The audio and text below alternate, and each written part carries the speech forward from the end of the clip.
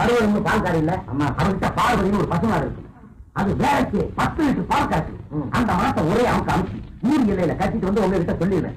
அவன் நவாதிகார் வந்து உங்ககிட்ட குடி கேட்பான். 10 ரூபா போட்டா கட்டில போடு, மாடு கட்டி இருக்கிற இடத்த சொல்லிடுவேன் அப்படின்னு நீங்க சொல்லி